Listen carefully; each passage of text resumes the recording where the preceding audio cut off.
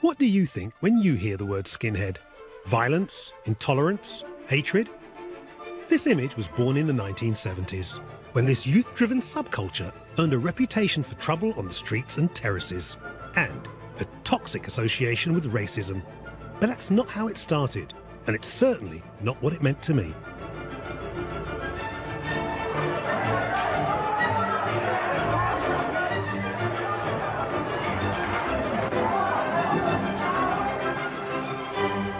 There was a time we were united on the dance floor, dressed to kill, and if only for a moment, it felt like colour didn't matter.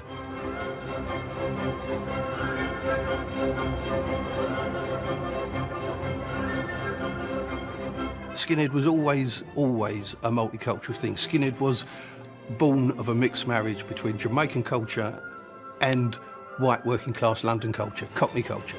And that's what it always was. So for any of these idiots to come along later and say, no, it's a racist thing, how can it be racist? How can you be so ignorant of the roots of the thing you're trying to be? Subcultures are interesting. Skinheads are one of the most enduring, one of the most striking, and for me, interesting, because they contain that contradiction of liking one thing, but sometimes having differing views. This is a story of kids trying to find a voice and a place in society. It's a very British tale that reflects our national culture, good and bad. And it seems that throughout its troubled life, there's been an ongoing struggle for the soul of Skinhead.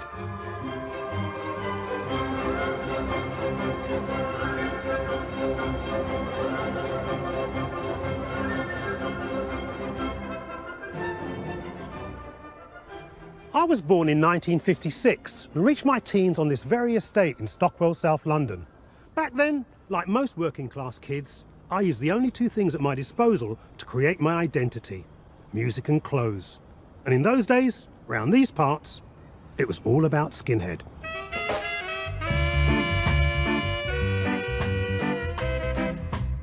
I moved to London 64, 10, 11. All the suburban kids, they all had short hair. So I used to just watch them and stare at them, see what they're wearing. It fascinated me, I loved it. And after a day or two, I realised it was subversive. The whole thing was just fucking wild, like really short hair and these great big, awkward looking shoes. And, you know, this is the swinging 60s. We weren't behaving or speaking or dancing or dressing like the hippies wanted us to do, or our parents wanted us to do, or the police or our teachers or anybody else or the media. We were doing our thing. Number two. Number two. Yeah, and cut partying as well, please. Certainly. Can you remember when you first decided to be a skinhead? I should say about 9 months ago. I put on some jeans and stuff, see what it's all about, I did. You walk down the street, everyone sort of turns and looks at you. You know, I sort of feel proud, really. I knew that it was like the Mods had theirs 5 or 6 years earlier, the Teddy Boys had theirs 10 years ago. This is it, this is our thing. There wasn't a name for it, except Peanuts. Some people used to say, you know that peanut from, it'd be like that. But no one said Skinhead. One guy I remember heard saying it, oh, it's Skinhead, but jokey. For quite a long time, the term skinhead was rather a casual name. I can remember in 1968, we weren't really calling ourselves anything, and to an extent, skinhead was what other people called you, and gradually the name just stuck. And I don't know if the others recognised it, because they didn't speak about it, but I was thinking, wow, look what's going on here. To many people raised on a certain idea of Skinhead, the real roots of the movement are surprising. As although the basic ingredients of these subcultures had already been established by Teddy Boys, rockers and mods, it was the arrival of my parents with the Windrush generation after the Second World War that would play a crucial part in this particular story. Because along with their hopes and dreams, they also brought style and some brand new sounds. Both found favour with these white working class kids and seemed to contradict the emerging racism of the times. I guess like previous youth generations, it's about people trying to find an identity, but these white working class kids seem to be taking tips from distant lands. That was the first wave of Jamaican immigration that had come in and was then starting working alongside white workers, and particularly on the docks. And kids, I think, who were starting on their working life, trying to look more manly and doing all this kind of business, adopted those kinds of styles. And that was the same for black youth and white youth. It probably started out like that, which was sort of working class. I mean, I even used to wear a donkey jacket with, you know, with Dr. Martens and turned up Levi's. But then you start looking around, you want to smarten up, and other people actually started wearing that sort of thing, and you just want to move on from there. We loved our clothes, we loved our music. We were always looking for the innovative thing. The guy had the next thing that was going to come along. We discovered this Ivy shop in Richmond, and it was just like, wow, it was like a treasure. They had all the stuff that we like or wanted to access, but quality items. And they had the button-down shirts. They had the brogues and the smooth loafers that you wanted, the really slick cut Crombie coats and so on. I'd heard about the legendary Ivy shop in my early teens, but funds and its location in Richmond, a distant land for this South London kid, meant I never actually got there. Luckily for me, its creator was still in business. John, how you doing, man? You all right? Nice to see you. Yeah. Very nice to see you. So, Mr. Simmons, you got to tell me, how did the Ivy shop become the holy grail for skinheads? We opened the Ivy shop in the summer of '64.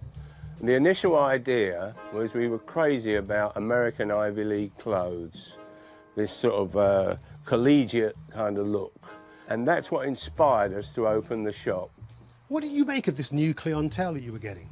We gradually began to develop a clientele that wore a clean-cut look that did inform, I think, the skinhead situation later on.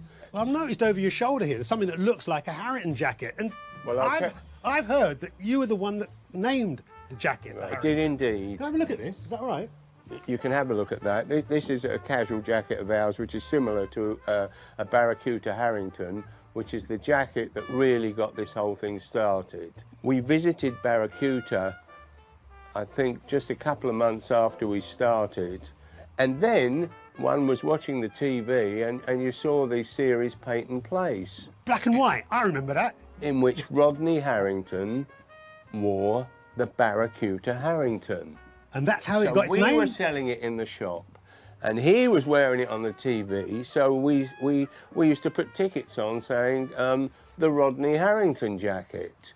And after a while, say a few months, you got a bit lazy, and then we'd drop the Rodney Harrington jacket, and we just called it the Harrington jacket. And the rest is history, really, you know. Then it became a skinhead staple was born. This was stuff which would have been recognised over in the USA as being, well, rather preppy. We got it somehow, second-hand, third-hand, and we put sort of a cocky street edge on it. Attire for me was always quite slick, you know, and they took a lot of time and detail into making sure that their appearances were spot on. One of the jokes around Harrow was, oh, I like your suit. Thank you. Was it made to measure? Yeah. Who for? The girls were gorgeous. Most of them were very, very chic and very, very smart. The hairstyle, it was really stylish, very sexy. Yes, it was very short on top, and yes, there were long side pieces and pieces at the back, but it was layered beautifully. I want all you skinheads to get up on your feet. Put your braces together and your boots on your feet. Although we were tapped into American culture, it was a little island with a big bass line that really captured the imagination of the emerging skinhead scene. What was it about Jamaican culture that attracted you white guys? It was unique, and it was a bond we had with our black friends. It was something that we could all share in. I mean, even what we were wearing, the trousers up high and things like that. You know, that all came from Jamaica, I would say, rather than the States. Black people just seemed cool in those days. There is no other word to use, really. They seemed cool. It's like Notting Hill and Ladbroke Grove were these places that you went to if you wanted this kind of slab of otherworldliness. You gotta make sure you shine your boots. They came with a style, they came with a fashion, they came with the look, which again was embraced along with the music, and Skinheads embraced that as well. Now remember, I'm your boss, Skinhead speaking. We listened to reggae exclusively. I can remember, like, summer of '69, I would just only buy reggae. And I remember just being really quite pleased about that. I'm only buying reggae. Look on my foot, or my feet, whatever you want to call it. Jamaican recording artists were also pleased by this newfound interest. So much so, a whole new genre was born out of ska, skinhead reggae, created specifically for the UK market. All of a sudden they acknowledge us. I just found it was an acceptance on both sides. Those records created great atmosphere in the dance halls. We went to see all these artists. We saw the Pioneers, we saw Desmond Dekker, and we loved them. So it was completely multiracial. It's pretty amazing that this movement blossomed here in the late 60s, because let's face it, in Britain back then, racism was a fact of life. People forget at that time, National Front were polling quite high. I think Enoch Powell made that speech in, what, 68? And also I'm guessing that some of the white kids' parents were a little racist because they were scared of this I'm thing. sure. One thing you've got to remember is that Britain overall was a much more racist society back in those days. You could get away with Pakistani jokes on the radio. I went to school around the corner in Willesden, and the teachers were openly racist to the black kids. So, I mean, that's how England was. My black mates, I would take home and my dad would raise his eyebrows. It wasn't done in those days, you know? It's like, oh. As we entered the 70s, the ugly intolerance common in these years entered the bloodstream of Skinhead. Who's your natural enemy? Packies ain't so much your enemy, they're just like a pastime, aren't they? Packies? Yeah. What do you mean by Packies? Pakistanis. You don't like Pakistanis? No. It's not their colour, because we like, you know, the Jamaicans are all right. We mix with the Jamaicans, yeah. We go So back with a lot of Jamaicans. Yeah. You like Jamaicans, but you don't like Pakistanis? They're all white. I know, we mix in with a load of Jamaicans, got a lot of Jamaican mates. I mean, they don't like Pakistanis either. A slightly younger generation started to come in, and they did get the idea that they had to buy a package of ideas. They had to buy the Paki bashing idea. Play up to the headlines. Yeah, and what you've got to remember is that by late '69 and early 1970, those of us who'd been there at the beginning were starting to get old. I remember one time wandering off the estate and bumping into some skinheads that definitely weren't on side. I made a hasty retreat back to my block, and my mother, hearing the altercation outside, ran down, trusty kitchen knife in hand, and proceeded to tell them about their mothers. Lucky for those skinheads, they did the right thing. When skinheads turned up, it was like they'd had a precedent. I mean, you weren't surprised by that. You weren't surprised that there were elements of white youth that thought that kind of thing. From its beginnings on London council estates, Skinhead was now entering the dangerous waters of the mainstream, and all the media attention that came with it. The media love a good moral panic, and in 1969 they were looking for this year's mods and rockers, and suddenly there we were, this ready-made youth cult. When the media articles did first come out, me included, and some other people thought, oh wow, we're getting a bit of recognition. And then those kids, the same ones who were right up the front, they started growing their hair long. And first of all, it was just the hair, and then it was the clothes. And by the end of 1970, dare I say it, flares. I said I get down, get with it. This might well have been the last call for the originators, but Skinhead didn't die. Instead, it found a new form and a new legion of followers. The boots, the jeans, and the Harrington jackets and things like that, the football supporters adopted those. Teams that were coming down to London were seeing this attire, seeing the way that we were dressing, and they were taking this back, and it started to spread. So it went out into the counties. The inherent working class appeal of Skinhead found a natural home up north. London might well have been swinging, but the rest of the country was less prosperous. It's only later that I found out that a skinhead thing persisted quite some time up there. And that makes sense when you consider that to a great extent in Britain, fashions seemed to start in London and spread out from London. Now, truth be told, I've never been to a football match in my life, and I was curious as to how the skinhead style was spread through the terraces. So I figured I'd better speak to those that were there. First stop, Yorkshire, to meet the Shipley Skins. Jack, Austin, when and how did skinhead reach the north? A guy moved up here from London. He came up with his stay press and his boots and his shaved head. And we were all football crazy, so it wasn't skinheads who started watching football, it were football fans round here who started dressing as skinheads.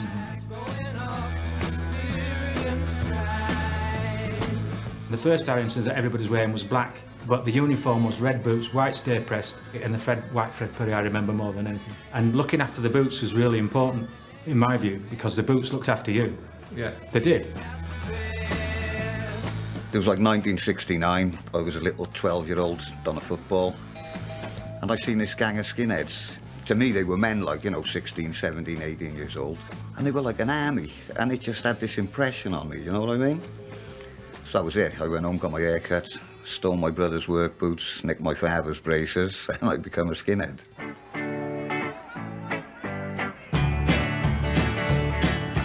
When they used to play things like Bad Moon Rising at football grounds, that used to really whoop the crowd up. I remember a semi-final against Manchester United, and they played that at half-time, and that has stayed with me forever because Bad Moon Rising was trouble on the terraces.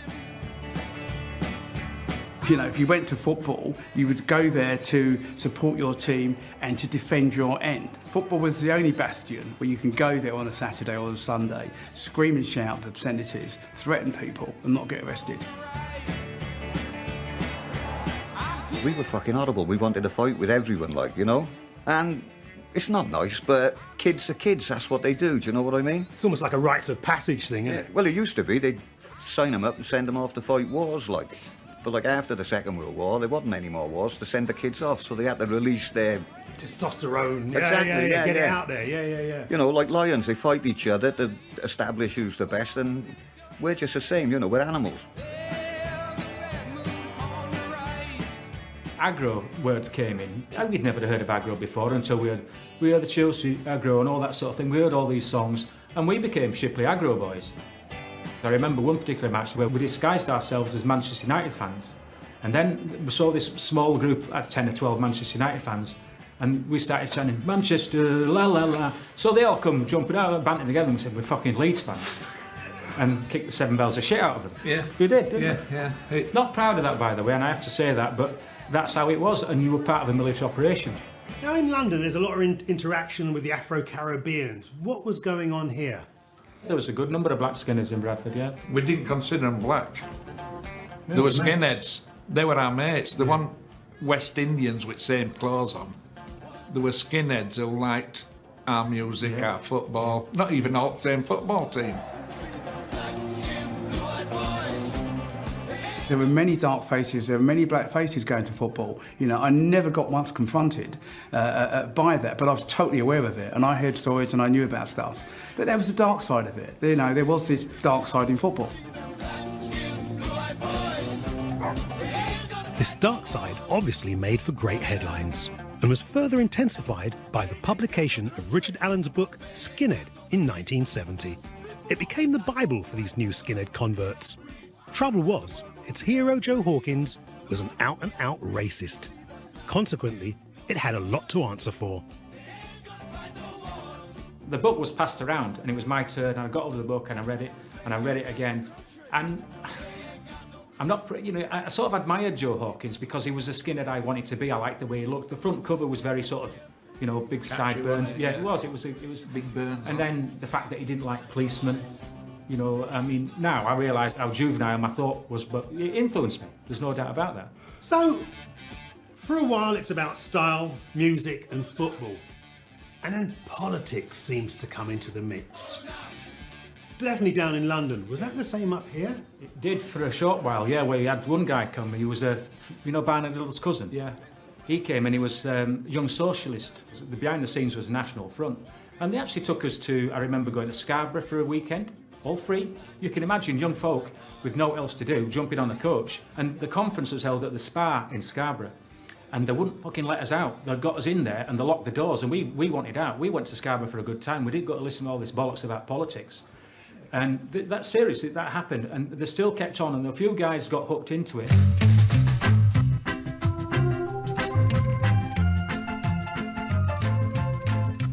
Football was a massive movement, and I think that certain people thought if we can influence football on a political level and give them the start that we want, you know, it could go off the wrong way. Now, I'd heard about the National Front's attempts to infiltrate the terraces, so I dug deeper via the net to speak to a repentant ex-high-ranking NF member. What's the truth behind the NF targeting football fans, many of whom were skinheads? At the time, I was chairman of the Young National Front, which was the youth movement of the NF, and we were aware of the sympathy that many of these skinheads had for what we were doing. And we used to sell Bulldog, the newspaper of the Young National Front, of which I was the editor, outside many football grounds. And at Chelsea, when Chelsea were a bad team with home crowds of only about 7,000 or 8,000, we were selling 700 copies of Bulldog at every game. So that's 10% of the crowd are actually buying copies of the magazine. So it was a fruitful place for us to be plying our wares, shall we say. So it's not surprising you're going to go where your support base is. Did you know guys with right-wing tendencies? Well, I were a member at National Front simply because they used to have a disco and they wouldn't let you in if you weren't a member. So I used to go to a regular meeting on Thursday nights, Belfry it was called, Belfry. Yeah, big pub. Just for music and stuff. Why do you think the skinheads found the National Front attractive?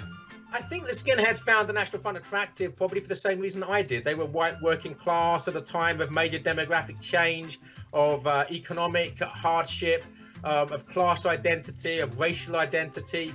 And I think all of those things came together in a tribal cohesiveness. And of course, then once you have a crucial number of skinheads, then the rest of the skinheads want to be part of the same scene. In order to be a true skinhead, you have to be a member of the National Front, and it becomes a self-fulfilling prophecy at that point. When I joined, as far as I can remember, I was the only young member, sort of under 25, and now there's so many I don't know how many. There was an element that tried to hijack the terraces. Of course there was. There was an element that tried to infiltrate the terraces, even on a political way. But fortunately, you know, they never got to the masses. The country slipped into a period of social decline during the mid-70s. And as Skinhead took hold on the terraces, it seemed to disappear as a fashion from the streets. But the arrival of punk rock, a new soundtrack fueled by the times, would kickstart a Skinhead revival. In 1977, as DJ of the legendary Roxy Club, the UK's first punk rock venue, I was perfectly placed to see this forgotten army emerge from the shadows.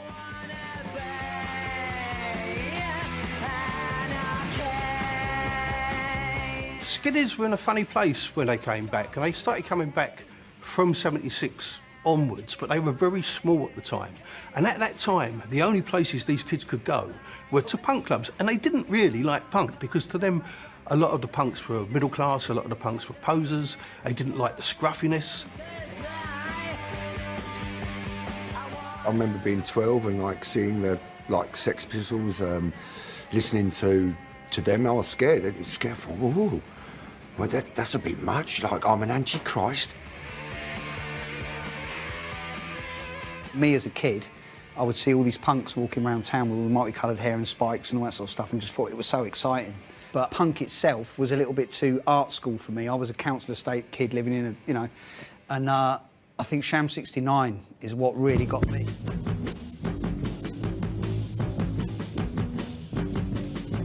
Sham had an upsurgence in working class people so much wanting something else and something new and something that they could feel that was a punk band. When Sham come along, and they were like the champions in their own eyes of the underdogs, and so a lot of kids gravitated towards them. I gave them a way into punk that they did not have outside of that. Their whole thing is not about being experimental, it is a structure.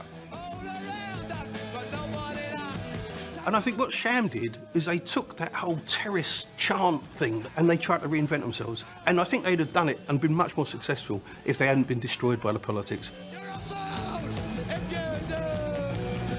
By the late 70s, the right-wing politicians, they realised that there was an army who'd fight for them. Do you know what I mean? They saw a way of, say, recruitment at our gigs. The lost souls of whoever they were, in the weakness of whoever they were, could far more easily be contained and brought about into their party through a Sham 69 gig than probably any other gig they could possibly go to.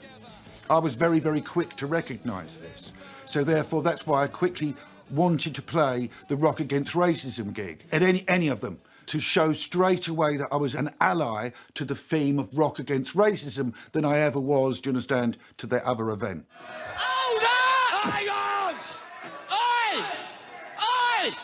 Sham 69 concerts were disrupted by National Front and British movement skinheads after Jimmy Percy sort of came out on the anti-racist side. So it became, if you like, a catalyst for the skinheads to show their disapproval of what they saw as Jimmy Percy's sellout of what they saw as being the true skinhead thing. When Sham 69 had their last stand, a terrible gig at the Rainbow, it was that lot, all of them who caused it. And even though there was only 40 of them, they got a bigger mob around them, and that's what caused that chaos. And that was a terrible time for Jimmy Percy. What can I do? I mean, I'll do it for you. If you trust me, I would have trusted you.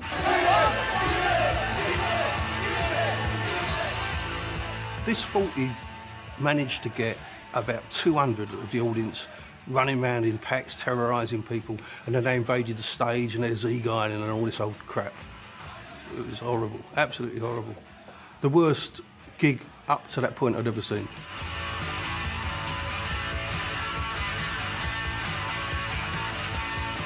When people bring themselves out into the daylight, it's a completely different way of looking at things, isn't it? So that's what it did for me. It put a total value to their stupidity, do you understand, of saying, thank God you've done that, because now I can also go, look, do you really think I want to play to that? That's why it was the last. Do you really think I've got anything to do with this trash? In 1979, Jimmy walked away from a scene that was becoming increasingly toxic. And from where I'm standing, the Sham 69 story is a real tragedy. Because whether I like the music or not, he definitely made a connection to youth that felt ignored and rejected, something I could certainly relate to.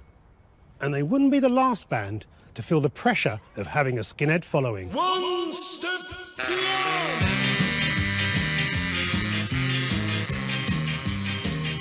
There was another movement waiting in the wings to pick up the skinhead slack, good and bad. Fueled by the energy of punk and a love of reggae, it focused on kids living on multicultural estates that had grown up with, well, kids like me. And it put style and music centre stage, because this was two-tone. We lived in a town called High Wycombe, which was west of London. It was an overspill town, so it was full of immigrants. Calypso was played all the time, reggae was played all the time, but our music, the white kids, you know, council estate kids, was punk rock. So when two-tone came along, to us, that was the kids of our council estate playing in a band together. You know, when the Specials done that music, Neville Staples and Terry Hall, that was us, that was me and Barry. These guys, they were us. And I'd never seen us jumping around on top of the pops. And when I heard that, just the call of One Step Beyond, I thought I'm having some of that. And I didn't really look at it as being skinhead. It wasn't about that. It was just about this music, I like, what they're wearing, I like, end of. There was a whole new bunch of kids coming up, and Specials and the multicultural stuff were talking to that. They were talking to to the kids that were seeing stuff, the new world, out of our eyes, not our parents' eyes when the whole world was white. My dad was extremely racist. I mean, extremely. He was a National Front member. He hated anybody that wasn't white, Anglo-Saxon. So my dad was saying one thing, I was saying something else, but it wasn't about making a big statement. It wasn't like, oh, we shouldn't be doing it. It was just normal. It was full of black people like Neville Staples and Pauline Black on the television telling us it was ours as well. Do you know what I mean? So it was like, this is ours.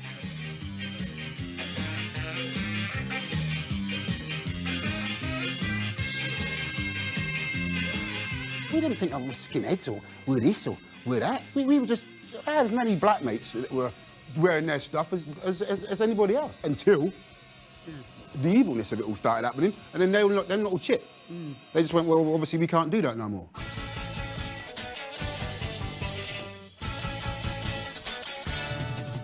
You know, if you're playing, you have maybe the first 4 or 5 rows all Zeke Heiling at the stage, at some stage during your set. And you had to deal with that. And the only way that you could deal with it would be to stop the gig. So we used to go off stage and wait for it all to calm down. And then a Skinhead ambassador would come upstairs and sort of tap on the door and say, are you coming back on? And you go, no, we're not, you know, all your mates are all Zeke Heiling at us. And you say, but, well, they don't represent, you know, what we think. There's a whole group of us down there and we only came along because we love the music and all this kind of thing. So, I mean, what I used to say was, well, go down and talk to them. Convince your other mates, who look exactly the same as you do, that this is, they're at the wrong gig. Even though I was very ideologically involved with the National Front's credo, you know, I was quite happy to listen to black music. I loved soul music, I loved reggae music, I loved ska music. So there was a paradox, you can call it a contradiction. It was certainly an oddity that we wanted an all-white culture and all-white society, and yet we were quite happy to imbibe this this non-white culture.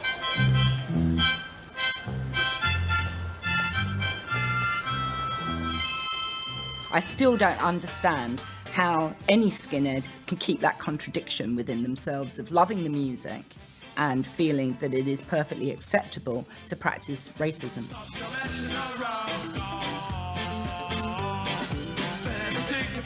Skinhead was always a multicultural thing. Skinhead was born of a mixed marriage between Jamaican culture and white working class London culture, Cockney culture.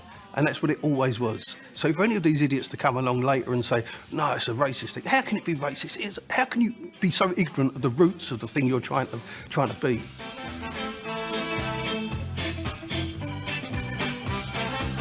It never made sense to me, like, do you know what I mean? Why the fuck would a racist want to go and watch two-tone bands, you know? Because the whole idea of two-tone was multiculturalism. But the same thing, I think they went along just for the fucking trouble. So that all people would see is skinheads in trouble, like, do you know what I mean? And they'd see some of them, like, you know, with that fucking white power t-shirts, and they'd assume that all the skinheads that were there were white power. The media, they seem to think that we were the instigators of that. And in some ways, the two-tone completely missed the point, was some right-wing movement that attracted skinheads, and we were a threat to society in some way or another, without ever thinking past that, or even thinking, well, there's black people who are in these bands, or even investigating what we were talking about. They tried to brand all skinheads as being right-wing thugs and idiots, which was never, ever true, to the extent that I think they actually transformed the way skinheads were seen.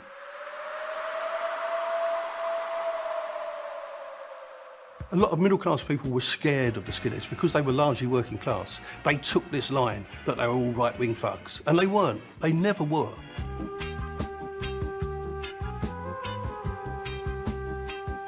When I was a little kid in school, the teacher asked us, what do we think we are? Working class, middle class, or upper class?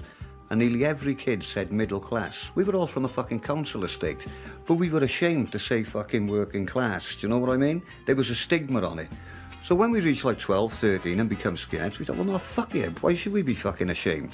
We become proud to be working class. Not so much proud, but unashamed. All the clubs are being closed down. We were the ones no one wants to talk to. You know, we were the scruffs. You know, we lived on council estates. There was nothing cool about us. And the more we were hated by the media, the more we were called the Nazi, hooligan, thug, scumbag, lowlife, drug-sniffing, mugging old lady lowlife, the more it put us together. The more it made us outlaws, the more we were Butch Cassidy and the Sundance Kid, you know, and that's what we felt we were, you know, and that kept us together throughout the 80s.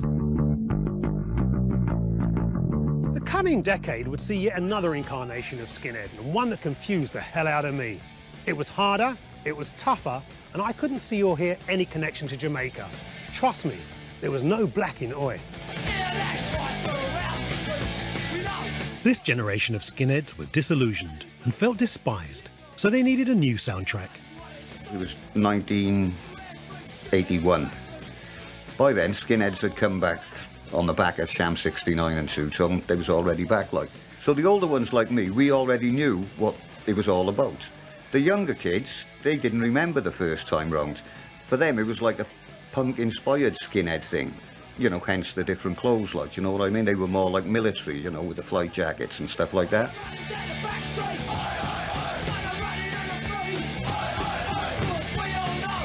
What you noticed were bands coming through who were the reality of that punk myth, they were the dead end kids. They were from council estates, they were from high rises, they were tower blocks. That was the people forming bands, and it became a harder guitar sound. It became more of an all lads together, big mob chorus. That's what distinguished it.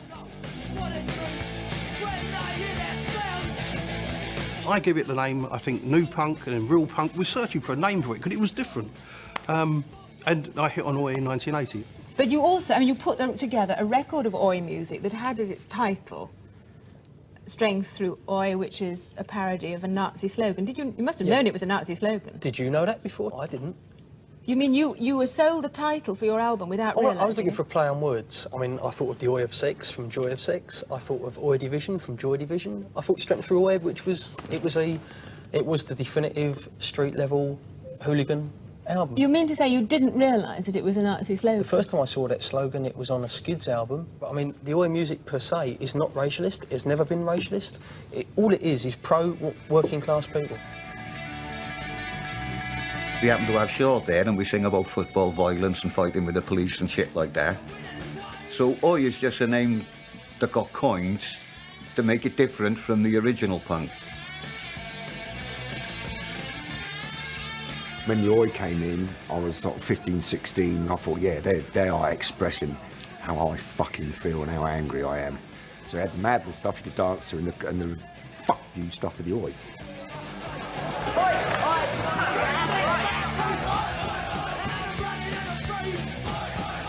You said earlier you were running around smashing things up anyway, right? Tell me about that. We had our moments. But yeah, we went down to see Angelic Upstarts and just fucking tore the place to pieces. I liked the Angelic Upstarts. There was no reason why we done that. It's just, we did it. When you hear the music, you feel aggressive. Then after it, you feel like punching someone's head in. Like kicking their teeth in or whatever. You know, what you're going to do is go in a pub, get yourself pissed, kick somebody's brains in or something, then go ahead and smash a few windows or something. Something like that. There's nothing to do when you think about it. That's the only reason why people do that sort of stuff.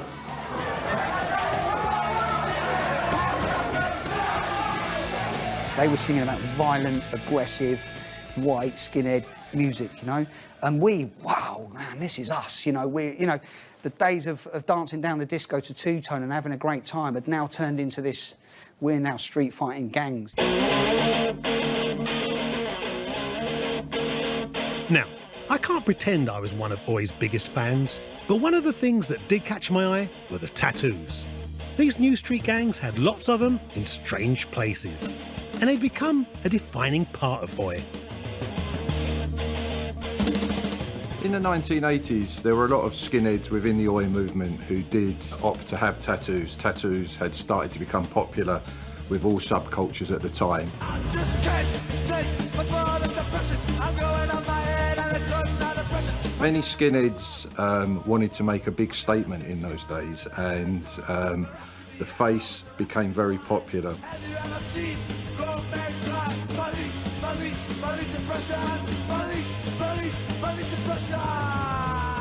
One of the problems with people getting their faces tattooed is that in some ways you're behind an ink prison.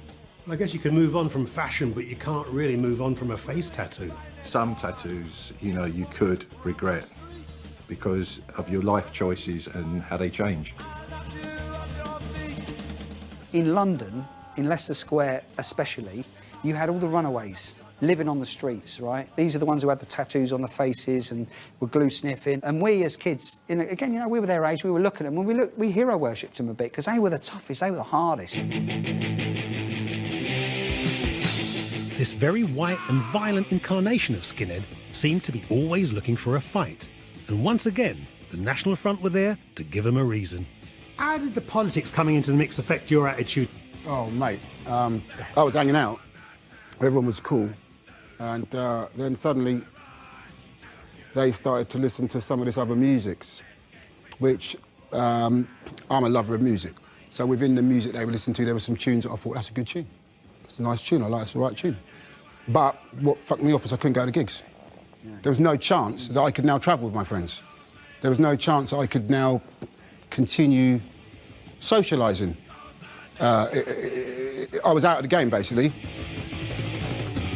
For a black kid then, there was not much reason for him to get involved in the Oi scene, especially when all he's seen in the newspapers and the telly was Oi was full of skinheads, Oi was full of fucking racism and shit like this, you know what I mean? Although I couldn't relate to Oi, as a black man I could definitely relate to the growing discontent across the land. Something I experienced personally during the Brixton riots of the early 80s.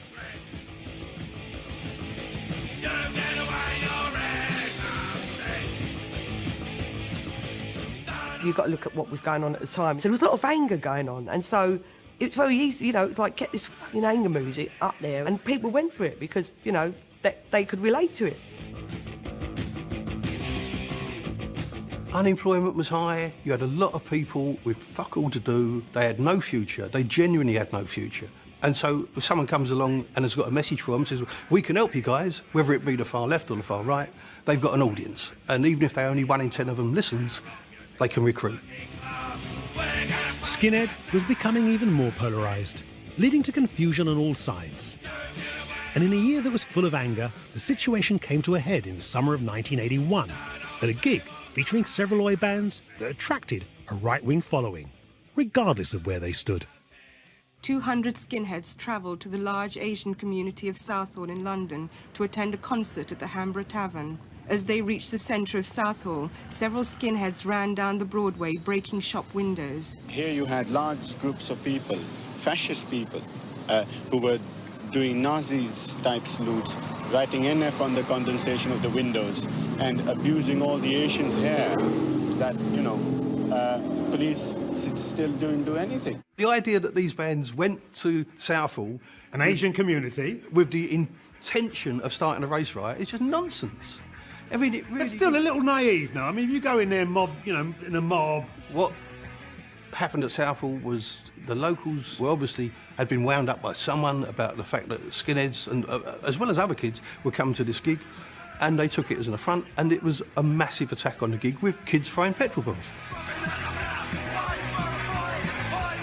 It kicked all off. The pub got burnt down. This made major news across the country. Margaret Thatcher, in her wisdom, said, right, oh yeah, ban that. It's ban Oi, right? So that got pulled off the shelf.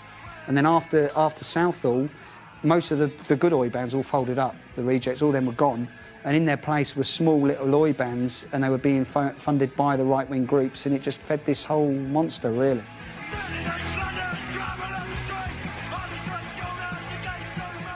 So, of course, the media picked up on that, and every time you then saw someone with the high boots on and the bleached jeans, racist skinhead.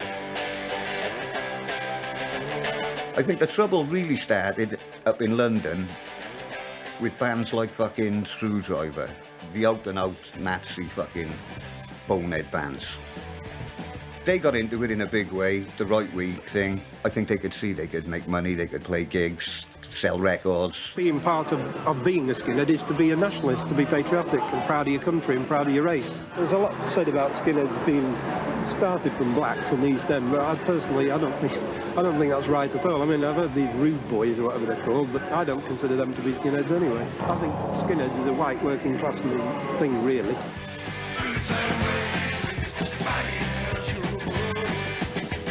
The Screwdriver, they started Blood and Honour. What's Blood and Honour about? Blood and Honour was the sort of prodigy of Screwdriver, really. It was a proper neo-Nazi thing. We were trying to bring about race warfare. So our job was to basically disrupt the multicultural society, the multiracial society, and make it unworkable, make the various different groups hate each other to such a degree that they couldn't live together. And when they couldn't live together, you end up with that ghettoized, radicalized society from which we hope to rise like the proverbial phoenix from the ashes. The rise of these right-wing bands led to the formation of SHARP, Skinheads Against Racial Prejudice, spearheaded in the UK by Roddy Moreno. We were reactionary, so we become like an anti-fascist band. Nothing to do with the country, it was simply because there was fucking boneheads out there making us fucking look bad. You had to do something, I guess. Well, if Skinhead was about anything, it was about, don't let people take the piss out of you, do you know what I mean? Be a man, man up like, do you know what I mean? So when we seen these fucking dickheads dressing up like us and coming with all this Nazi nonsense, we had to stand up and say, no, we're not having none of that. The Daily Mail tried to paint the whole thing as being this neo-Nazi movement, which it never ever was. And I think that media version was taken up by the media all around the world. If you put in the internet skinhead, you'll get like a whole list of Polish, you know, casuals running around at football matches. You'll get American, you know, white supremacist group. You know, where's the skinhead amongst that? You know, there is none. It's got nothing really to do with us. It's been hijacked by the media. It's been sold, and it's a shame that after 40 years, it's that same thing.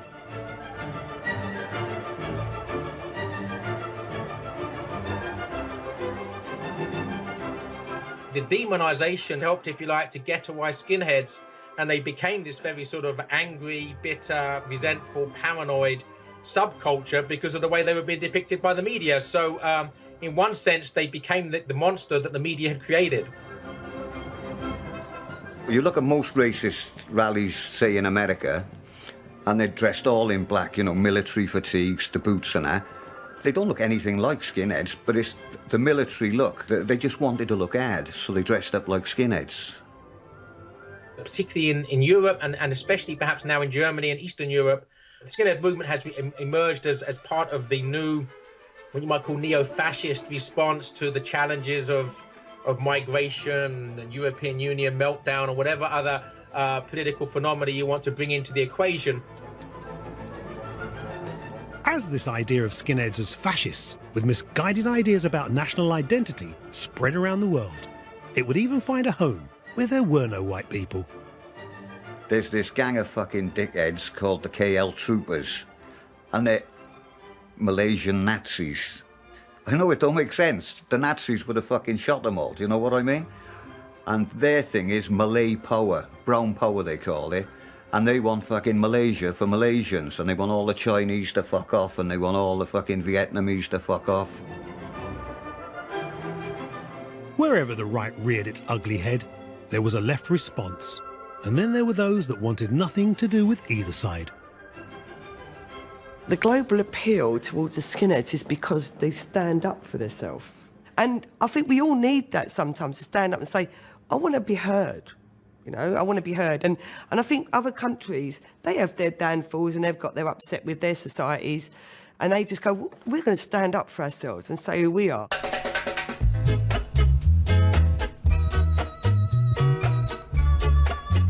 If you ever find a very proud working class nation, you will find skinheads and reggae music and oi music there, because it speaks to somewhere else. It isn't just surface. And I have spent 3 decades trying to suss out what that fucking is, or I think it's a little bit of a mystery. Something organic, something that goes deep when you're within a tribe. She was waiting so impatiently. I mean, I still have people come up to me today and say, "Are you a skinhead?" You know, and you go, "Yeah," and they go, "So you're a racist?" And I go, "What makes you say that I'm a racist?" Even now, after fucking 35 years fighting against it, Joe Public still assumes skinheads are fucking racists.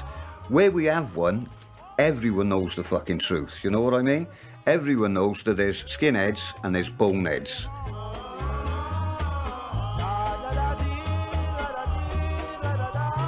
You have skinheads within skinheads, and so there are, if you like, retro skins that just want to go back to that 60s purity as they would see it, or those that are blood and honor, keeping on that tradition that goes back to the late 70s. But they're not, I mean, except for the fact that they call themselves skinheads and they might look superficially similar. A white supremacist neo-Nazi skin is not going to look very much like someone who's trying to look like a 1969 skinhead who loves ska music.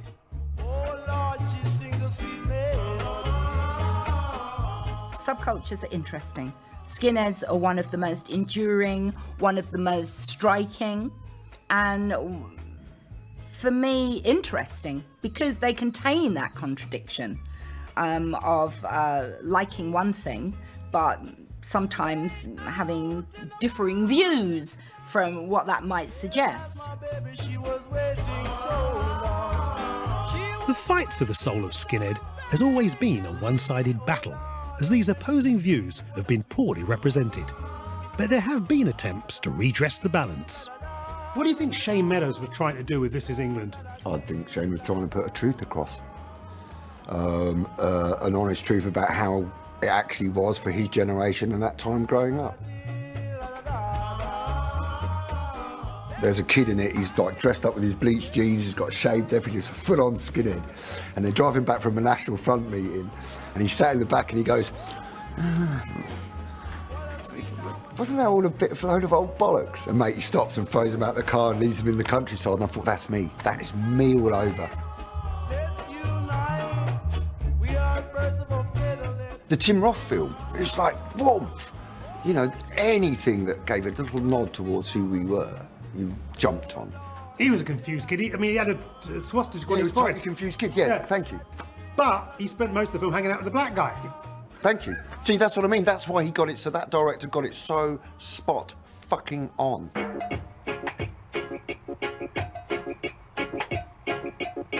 Against a tidal wave of negativity, there's always been those that know the real story. And it's left to them to keep the original flame alive, in the form of skinhead revivals.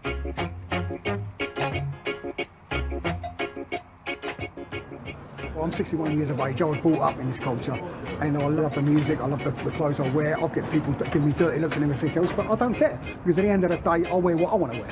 As it says, I'm 61. I'm happy what I'm doing. I have friends, I have everything. But on occasion, you have people come up to you and say, well, you go, you're Nazi, NF and all this. I'm not NF. You know what I mean? What's the NF got to do dressing like this, you know? It's stupidity. It's a way of life for me. It's the music, it's the clothing, it's the culture. You know, from when I was young, that's what I grew up with and that's what I love. We do what we do and we'll do what we do till we die. You know, it's important for the younger generation to understand where we came from, to understand the music. It wasn't about racism. There is no racist element in what we do, and it's very important to get over to people.